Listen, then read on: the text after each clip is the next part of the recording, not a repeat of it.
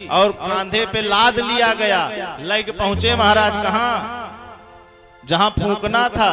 अब चिता बन गई महाराज। अब बोले कि भैया ये दोनों जने की एक साथ चिता लेटाए। तो किसी ने कहा भैया अब इनको मुखाग्नि दी जाए। तो बोले मुखाग्नि तो दी जाए तो किसके पहले आग लगाई जाए। तो बोले पंडित जी को पहले आग लगाओ। बोले आग लगाए कौन। बोले प्रधान जी को नहीं बुलावो, वो नहीं प्रधान ओंट ले रहे हैं, वो नहीं प्रधान आग लगावे और क्यों बाना इनके आगे पीछे।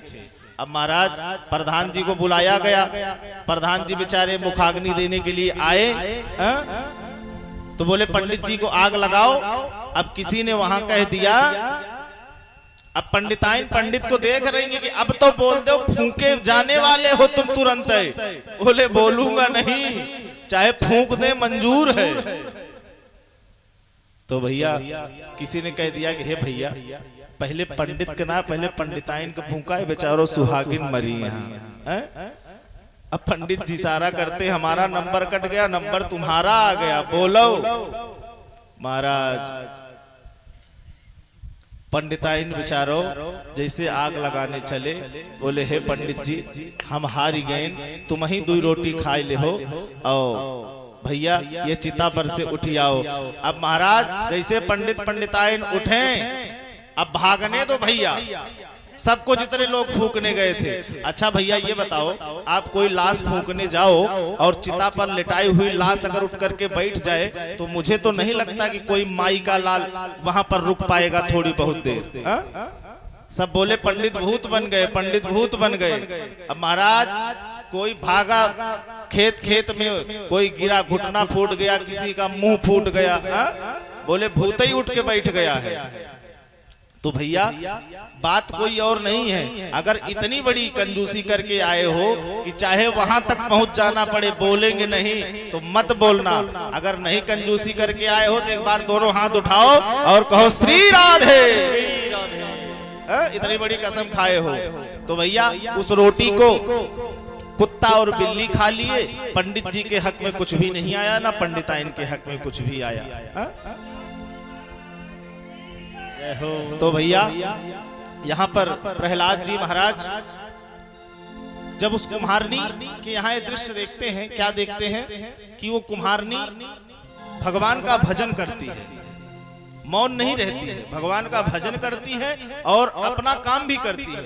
अच्छा वैसे करना चाहिए, जब भी माताएं भोजन बनाएं अगर भजन गा करके बनाओ तो उसका एक अलग ही स्वाद रहता है। ये तो आप सब भी जानते हैं। अगर क्रोध में बनाओ वही दाल चावल रोटी सब्जी, एक दिन क्रोध में बना करके देख लो, एक दिन फिल्मी गाना बना करके गा करके बना करके देख लो, और एक दिन भजन गा करके उस भोजन को बना करके देख लो। तीनों दिन का स्वाद आपको पक्का 100% कहता हूं डिफरेंट मिलेगा। जिस दिन आप भजन गा करके बनाओगे, ओहो महाराज उसका एक अद्भुत स्वाद होगा, ये मेरा दावा है। तो भैया देखिए, तो प्रहलाद जी देखते हैं कि ये माता भजन गाती है, अपना काम करती है। तो एक दिन क्या हुआ कि वो माँ अवे में अपने बर्तनों को पकने के लिए लगा ही रही थी भैया। तो प्रहलाद जी देखते हैं कि एक बर्तन में 3 बिल्ली के बच्चे घुसे हुए। अब उस माता ने ये ध्यान नहीं दिया तो उस बर्तन को भी अवे में पकने के लिए उस कुम्हारनी ने लगा दिया। जब लगा दिया तो प्रहलाद जी बोले अरे माता तुमने तो बहुत बड़ा पाप कर दिया है। बोले बेटा क्या किया है मैंने। बोले कि तुमने 3 निर्दोष बिल्ली के बच्चों को आग में झोंक दिया। हे माँ, किसी को अगर जन्म देने का अधिकार आपको नहीं है तो मृत्यु दंड देने का भी अधिकार आपको नहीं है। अगर किसी को हम सुख नहीं दे सकते हैं तो दुख देने का अधिकार भी हमें नहीं है, बिल्कुल भी नहीं है। महाराज आज वो भगवान की भजन करने वाली महिला भजनानंदी है, आज बड़ी दुखी हुई और नेत्रों को बंद करती है, बंद करके कहती है कि हे ठाकुर अगर मैंने जीवन में तेरा भजन किया हो अगर उस भजन का कोई फल निकले तो उस भजन के फल के अनुसार इन 3 बिल्ली के बच्चों को कुछ भी नहीं होना चाहिए। अब महाराज वहां से प्रहलाद जी चले गए और दूसरे दिन लौटने लगे तो देखा वो कुम्हारनी उन बर्तनों को अवे से निकाल रही थी। तो महाराज कहते हैं उस भक्ति के फलस्वरूप कहते हैं महाराज बगल बगल के जो 2-2 4-4 बर्तन थे अवे में आग वहां तक पहुंची ही नहीं थी और बिल्ली के बच्चे अवे में जाकर भी सुरक्षित थे महाराज, और सारा बर्तन महाराज पक गया था। इस दृश्य को देख करके प्रहलाद जी की भक्ति और अटूट हो गई और महाराज भगवान के प्रति इनका हृदय बढ़ गया कि भगवान का भजन करूंगा। कहते हैं कि भगवान का भजन करते रहोगे तो भगवान कृपा करते रहेंगे, इसीलिए हमेशा ठाकुर जी का नाम लेना चाहिए। क्या कहना चाहिए कि मैं तो जपूं सदा तेरा नाम दयालु दया, तो जपूं सदा तेरा नाम दयालु दया करो, मैं तो रटूं सदा तेरा नाम दयालु दया करो, तो रटूं सदा तेरा नाम दयालु दया करो। द्वार खड़ा है भक्त तुम्हारे, द्वार खड़ा है भक्त तुम्हारे, अपनी दया के खोलो द्वारे, अपनी दया के खोलो द्वारे, पूर्ण हो सब काम दयालु दया करो, पूर्ण सदा तेरा नाम दयालु दया करो, मैं तो जपूं सदा तेरा नाम दयालु दया करो, मैं तो जपूं सदा तेरा नाम दयालु दया करो। श्री राधे जय हो।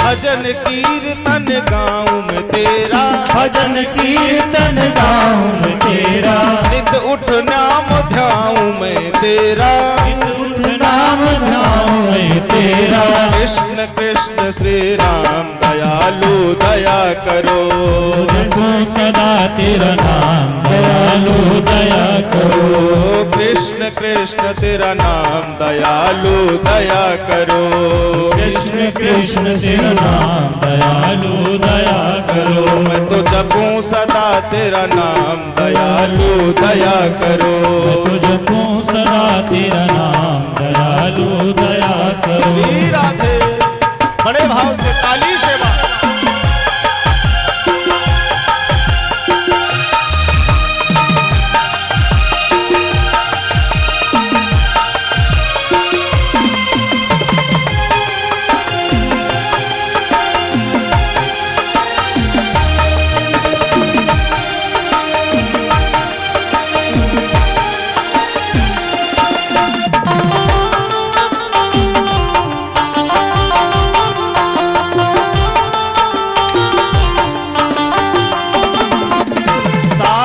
संत की संगत देना, साधु संत की संगत देना, नाम अपने की रंगत देना, नाम अपने की रंगत देना, दास बना लो घनश्याम दयालु दया करो, दास बना लो घनश्याम दयालु दया करो, मैं तो रटूं सदा तेरा नाम दयालु दया करो, मैं तो जपूं सदा तेरा नाम दयालु दया करो। हो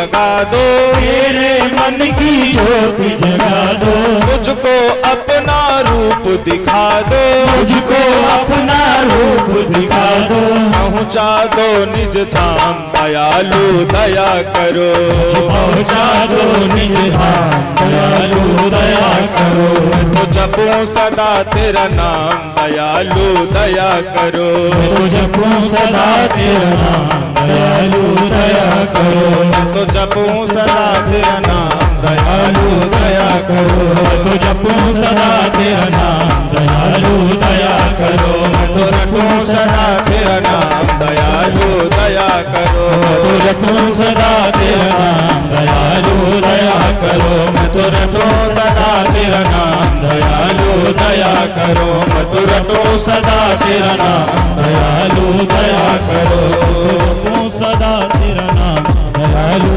दया करो।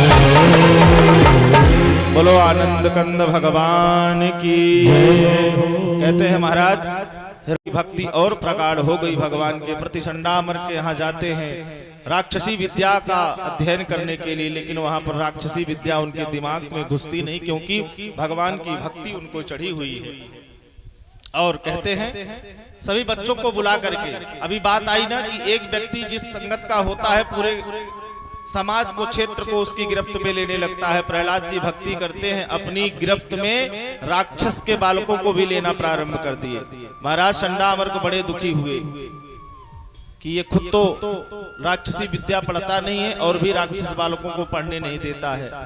प्रहलाद जी लौट करके पुनः जो अपने घर को आए तो फिर पिताजी ने पूछा कि बेटा तुमने क्या पढ़ा? बोले पिताजी मैं तो सिर्फ यही जानता हूं कि इस संसार का जो पिता है वो नारायण है, उसका भजन करना चाहिए, उसी के सहारे रहना चाहिए। बोले कि तू सुधरेगा नहीं। तो कहते हैं महाराज एक आध बार और भेजे। फिर जब प्रहलाद जी लौट करके आए फिर भी नारायण का गुणगान करने लगे तो बहुत ही दुखी हुआ हिरण्यकश्यपु और कहते हैं प्रहलाद जी को बोला कि तू मेरा पुत्र नहीं मेरा दुश्मन है तू। कहते हैं पहाड़ से फेंकवाया प्रहलाद जी को, हाथी के पैरों के तले दबवाया, बहुत सी यातनाएं दी मारने के लिए। कहते हैं भूखा प्यासा एक कमरे में बंद कर दिया। जब भूखा प्यासा बंद कर दिया तो भक्त की लाश तो भगवान रखते हैं। कहते हैं कि मैया लक्ष्मी स्वयं अपने हाथों में 56 भोग की थाली लेकर के बंद कमरे में प्रहलाद जी को भोजन कराने के लिए आती है। बहुत दुखी था हिरण्यकश्यपु। एक दिन उसकी बहन प्रहलाद की बुआ और हिरण्यकश्यपु की बहन होलिका आई। बोले भैया क्यों दुखी हो? बोले बहन क्या बताऊं, ये मेरा पुत्र ही मेरा दुश्मन बन बैठा है, मेरे ही दुश्मन का नाम लेता है। बोले आप चिंता क्यों करते हो? बोले क्या चाहते हो? बोले बहुत यत्न कर लिया लेकिन ये मरता भी नहीं, कि मर जाए इससे पिंड छूट जाए। बोले ठीक है, मुझे आशीर्वाद है ब्रह्मा जी का, मुझे एक चादर मिली है कि मैं अगर अग्नि में बैठ जाऊं तो अग्नि मेरा कुछ नहीं बिगाड़ सकती है। बोले अच्छा। बोले आप एक चिता बनवाइए और मैं प्रहलाद जी को लेकर के उसी में बैठ जाती हूँ, प्रहलाद जल जाएगा, मुझे कुछ नहीं होगा। कहते हैं महाराज होलिका प्रहलाद जी को लेकर के बैठ गई। भगवान ने पवन देव को आदेश दिया, पवन देव ने ऐसा हवा का झोंका मारा कि जो होलिका बुआ की चादरिया थी वो प्रहलाद जी के ऊपर आ गई और होलिका की होली जल गई। प्रहलाद के ऊपर चादरिया आ गई तो प्रहलाद भजन करते हुए उस चिता से भी बच गए, बाहर निकल आए। बड़ा दुखी हुआ हिरण्यकश्यपु कि मेरी बहन का भी गोविंदाय नमो नमः हो गई और ये जाने कहां का अमृत पी करके आया है कि मरता ही नहीं है। प्रहलाद जी को देख करके हिरण्यकश्यपु को क्रोध आ गया। बोले तेरा भगवान कहाँ है? बोले कि हे पिताजी मेरा भगवान हर क्षण में है, हर कण में है।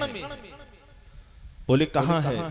बोले ब्रह्मा दया सुरगणा मुनियोथ सिद्धा। भगवान की स्तुति करने लगा प्रहलाद और बताने लगा सत्वैकतान मतयो वचसां प्रवाहे नाराधितुं पुरगणैरघुनापि विपुः किम तोष्टुमर्हति समे हरिकग्रजाते। बोले हर कण में भगवान है, खड़ग में भगवान है, पिताजी आप में भगवान है, हम में भगवान है, हर जगह भगवान विराजमान है। बोले क्या इस खंभे में तेरे भगवान है? बोले हाँ, इस खंभे में भी मेरे भगवान है। प्रहलाद जी ने कह तो दिया, लेकिन प्रहलाद जी घबरा गए। अब हिरण्याकश्यपु बोला ठीक है, तेरा भगवान अगर इस खंभे में है तो मैं तेरे भगवान से आज निपटता हूं। महाराज उस खंभे को कहते हैं, हिरण्याकश्यपु ने जलवा करके लाल करवा दिया महाराज। अब प्रहलाद जी थोड़ा सा घबरा गए, बच्चे तो है ही है। तो फिर प्रहलाद जी ने क्या देखा कि उस जलते हुए खंभे पर एक चींटी चढ़ी जा रही है। जलते हुए खंभे पर एक चींटी चढ़ी जा रही है। प्रहलाद जी को विश्वास हो गया। तो महाराज अब हिरण्याकश्यपु ने कहा तेरा भगवान है इसमें? बोले हाँ। हिरण्याकश्यपु ने अपनी गदा उठाई और उस खंभे में जैसे ही प्रहार किया, कहते हैं महाराज खंभा फट गया और उस खंभे से भगवान नरसिंह का प्रागट्य हुआ। बोला नरसिंह भगवान की। कहते हैं उस खंभे से महाराज भगवान नरसिंह का प्रागट्य हुआ और भगवान नरसिंह प्रकट हुए और हाहाकार मचा दिए महाराज। कहते हैं हिरण्याकश्यपु के वध के लिए उद्धृत हुए और हिरण्याकश्यपु को पकड़ करके महाराज अपनी जंघाओं पे बैठा लिए कि तूने मेरे भक्त को बहुत तकलीफ दी है, मैं तेरा वध कर दूंगा। अब जैसे ही महाराज जंघाओं पर भगवान ने लिटा लिया हिरण्याकश्यपु को, बोले रुको रुको रुको रुको रुको, क्या करने जा रहे हो?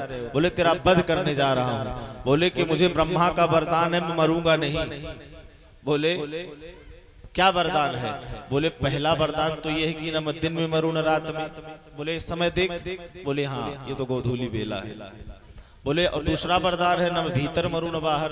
बोले देख तुझे चौखट पे लेकर के बैठा हूं, न भीतर है न बाहर। बोले न मैं धरती मरूं न आकाश में। बोले देख इसीलिए तुझे अपनी जंघाओं पे बैठाया हूं। बोले न अस्त्र से मरूं न शस्त्र से। बोले देख मेरे पास न अस्त्र है न शस्त्र है। बोले न मैं नर से मरूं न सिंह से। बोले बता मैं नर हूं या सिंह? बोले आधा मनुष्य हो आधा शेर, न नर हो न सिंह।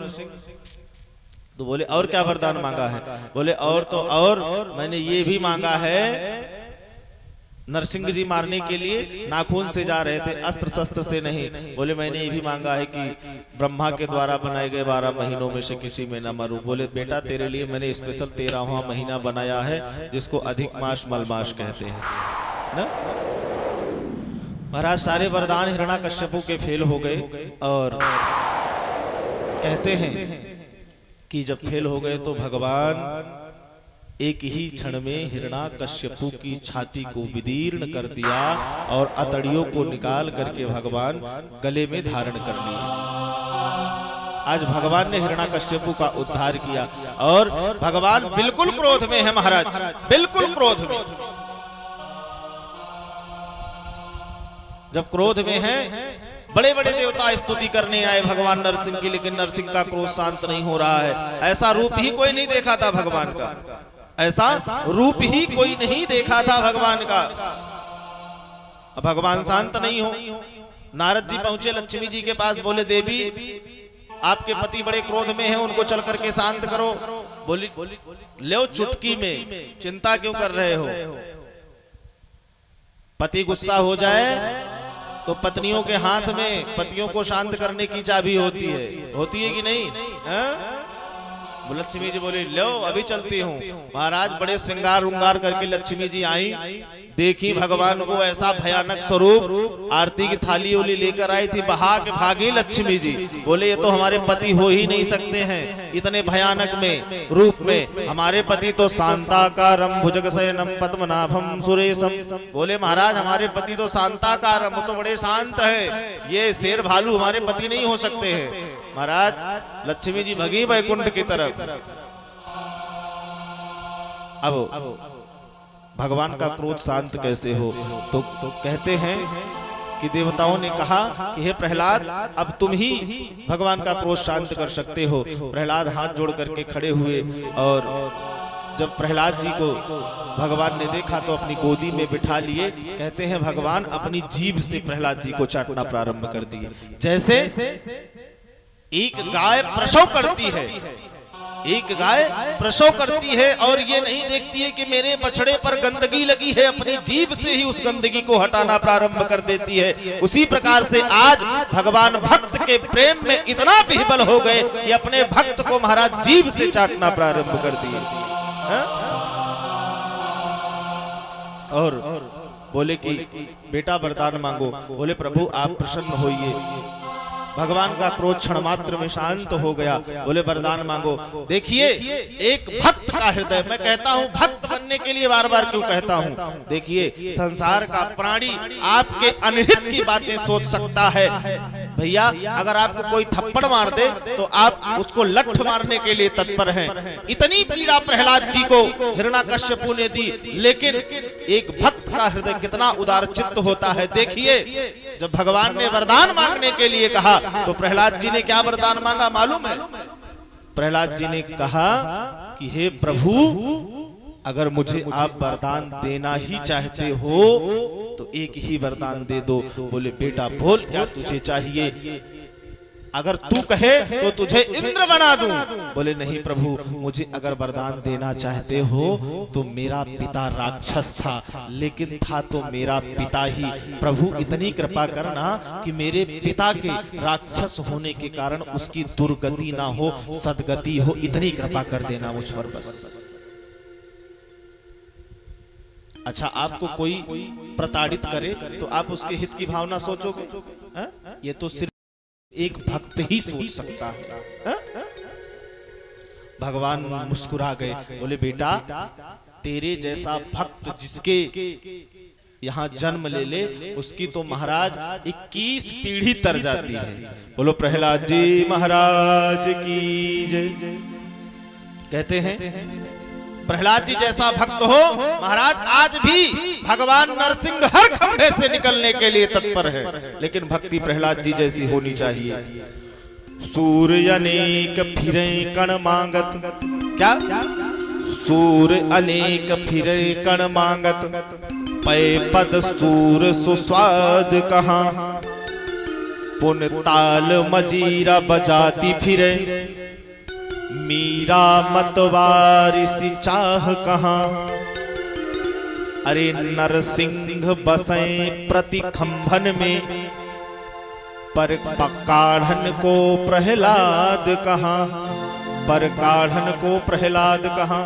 अरे भगवान तो आज भी घट घट में विराजमान है, भगवान तो आज भी आने के लिए तैयार हैं, लेकिन हर उस मीरा को भगवान कृष्ण गोपाल मिल जाएंगे, हर उस प्रहलाद को भगवान नरसिंह के रूप में मिलने के लिए तैयार हैं, जो भगवान की भक्ति प्रहलाद के जैसे करे तो सही। कहते हैं महाराज भगवान की भक्ति करते करते प्रहलाद जी को बहुत बहुत भगवान ने आशीर्वाद दिया। जब आशीर्वाद दिए और आशीर्वाद दे करके जाने लगे तो प्रहलाद जी बड़े ही सकुशल वहां रह करके राज्य करते हैं।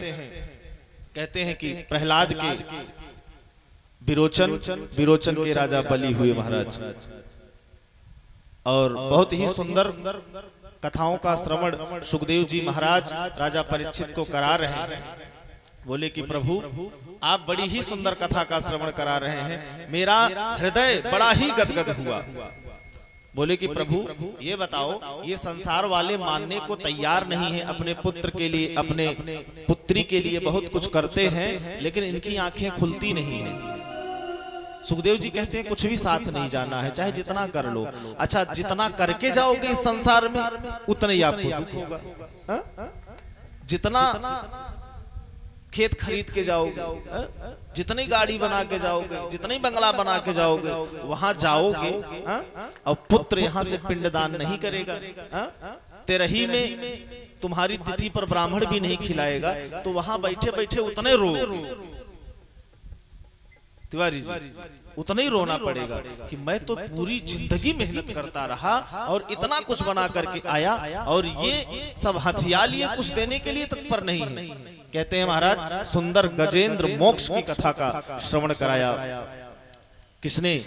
शुकाचार्य जी महाराज ने राजा परीक्षित को। बोले महाराज एक पर्वत पर एक हाथी रहता है और उस हाथी के महाराज कहते हैं कि 100 पत्नियां, 200-400 बच्चे, और वो पूरे क्षेत्र का, जंगल का, पूरे पर्वत का राजा था महाराज, और अपने पत्नी बच्चों के मोह में आसक्त था। और कहते हैं पत्नी बच्चों के मोह में इतना आसक्त था, इतना आसक्त था महाराज कि वो उनके सामने किसी को नहीं गिनता था। वो एक दिन की बात है, अपनी पत्नी बच्चों के साथ सरोवर पर गया। सरोवर पर जाकर के पत्नी बच्चों के साथ सरोवर के अंदर घुस करके क्रीड़ा करने लगा। और कहते हैं उसी सरोवर ने एक मगरमच्छ था, सरोवर के अंदर एक मगरमच्छ था, और उस मगर ने हाथी के पैर को महाराज पकड़ लिया। हाथी के पैर को पकड़ लिया, पकड़ करके खींचना प्रारंभ कर दिया। अब खींचे तो पहले तो हाथी इतना मदमस्त था, इतना अहंकारी था। अच्छा, अहंकारी व्यक्ति जो होता है उसको सब चींटी लगते हैं ना, भुनगा लगते हैं। अरे क्या है महाराज, फलाना व्यक्ति मेरे आगे शून्य, जीरो, कुछ नहीं। लेकिन कहते हैं महाराज ऊंट को तब पता लगता है मुझसे भी ऊंचा और कोई है जब वो पहाड़ के नीचे आता है।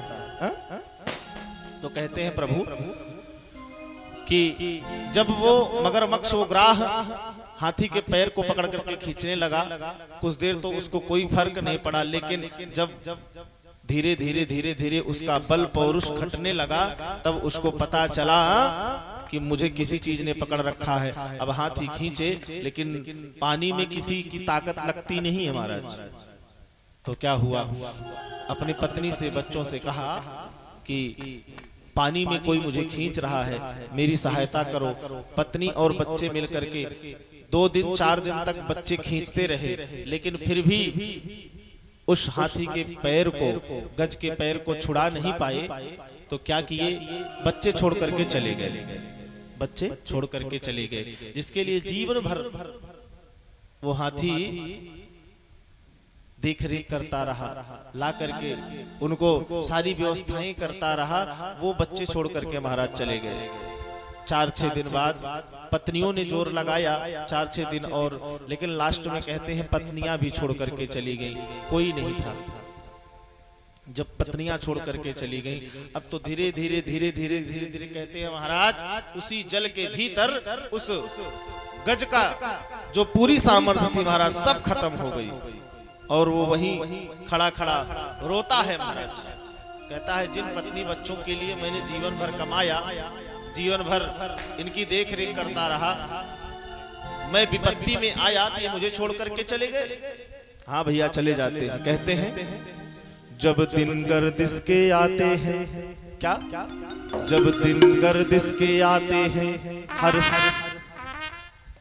जब दिन गर्दिश के आते हैं हर शख्स बुराई देता है। माँ बाप निकम्मा कहते हैं, क्या कहते हैं भैया, कहते हैं जब समय गिर जाए ना तो माँ बाप निकम्मा कहते हैं और भाई भी गाली देता है।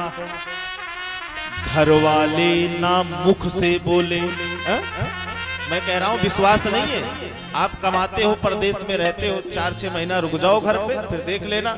जो घर वाले परदेश से आते ही पानी का लोटा, नहाने की बाल्टी नल पे रख देते हैं, 5 महीने रुक जाओ, रुक करके देख लो, कुछ मत करो, पता लग जाएगा आपको कि कौन तुम्हारा भाई है और कौन तुम्हारी पत्नी है, कौन तुम्हारे बच्चे हैं। इस संसार में भैया आप कुछ करो ना करो, सिर्फ एक कोई है तो माँ है, वो नहीं कह सकती है आपको कुछ।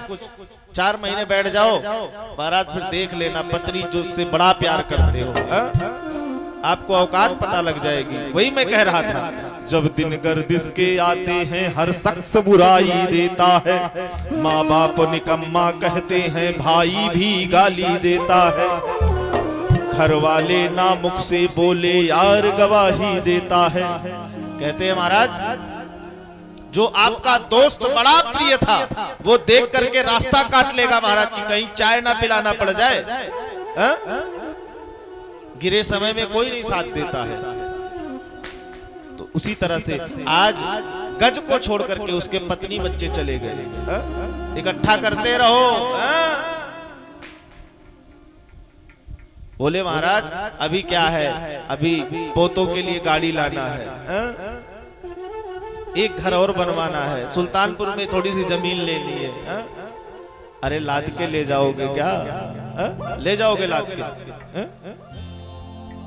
कहते हैं भैया जीवन में धर्म करते रहो, दान करते रहो। दान करने से कभी धन की कमी नहीं होती है। अरे तुलसी पंछी के पिए,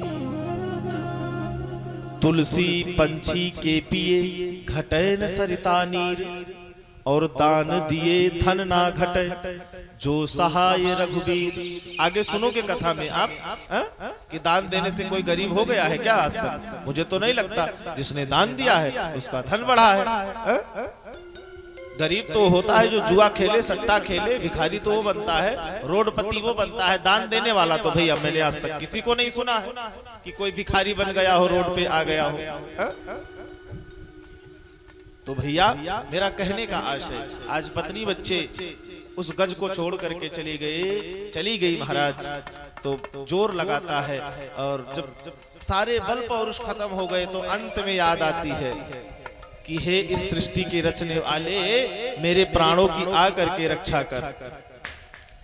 वो भैया सब खड़े हुए देवता आकाश में कि गज, अगर शंकर जी खड़े होकर के कह रहे हैं कि अगर ये गज मुझे कह दे कि हे शंकर बाबा आकर के मेरी प्राण रक्षा करो तो मैं तुरंत जाकर के बचा लूं। दुर्गा मैया खड़ी है तलवार लिए कि अगर एक भी बार ये गज कह दे हे शेरा वाली आकर के मेरी प्राण रक्षा करो तो मैं आकर के तुरंत इसकी प्राण रक्षा करूं। गणेश जी खड़े, सब देवता खड़े हैं, देख रहे हैं कि गज किसको पुकारता है, लेकिन गज ने किसी को नहीं पुकारा महाराज। एवं व्यवसितो बुद्ध्या समाधाय मनोहृदि जजाप परमं प्राग मन्यो न शिक्षितम। कहते हैं कि हे इस संसार के बनाने वाले, हे मुझे बनाने वाले, आकर के मेरी रक्षा करो।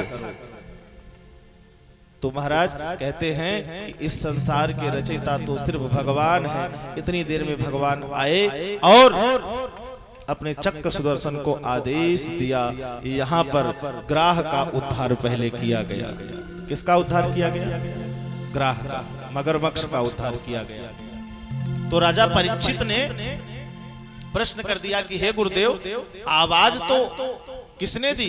गज ने, लेकिन ग्राह का उद्धार पहले क्यों? तो किसी ने कह दिया पाप करे से हरि मिले। क्या करने से? पाप करे से हरि मिले। भैया अब कोई रास्ते से जा रहा होगा तो कहेगा कि महाराज कैसे महाराज है? कह रहे हैं पाप करे से हरि मिले। कहीं पाप करने से हरि मिलता है? पाप करे से हरि मिले, पाप करे से चैन। कौन से पाप करे से? कहते हैं महाराज पांव पकड़ने से। कहते हैं भैया अगर पाप करे से चैन तो कहते हैं भैया पाप करो दिन रैन। कहते हैं दिन रैन पांव पकड़िए। किसके? भगवान के, भगवान के भक्तों को पांव को पकड़िए। पाप करे पैर पकड़ने से, पाप करने से नहीं। तो कहते हैं भैया जो भगवान की सेवा ना कर पाए, भगवान की भक्तों की भी शरण में चला जाए तो भी भगवान उसका पहले उद्धार कर देते हैं। तो कहते हैं आज ग्राह का उद्धार भगवान ने किया और ग्राह का उद्धार करने के बाद में गज को यहाँ बहुत बहुत आशीर्वाद दिए और भगवान कह दिए कि हे गज दुख में सुमिरन सब करें, सुख में करे न कोई। जो सुख में सुमिरन करे तो दुख काहे को होय।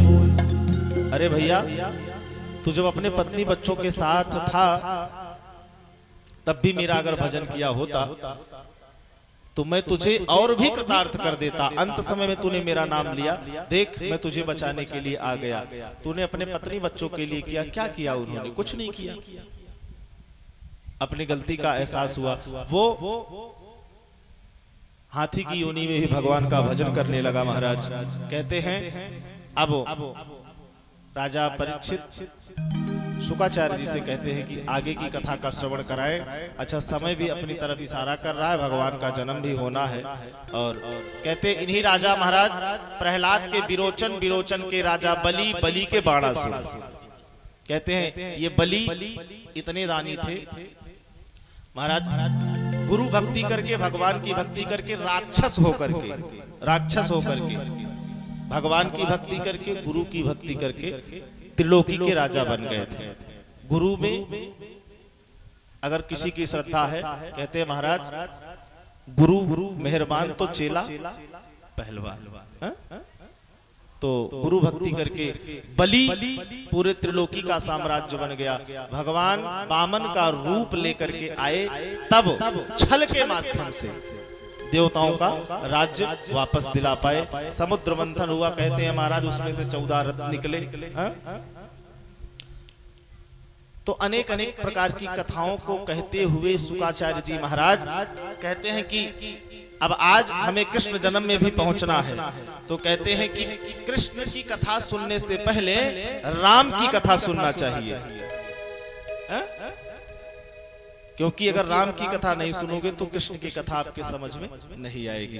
तो कहते हैं महाराज आज सूर्यवंश की तरफ राजा परीक्षित को सूर्यवंश का वर्णन करके सुनाते हैं महाराज। कहते हैं महाराज नारायण सूर्यवंश का वर्णन करते हैं। कहते हैं नारायण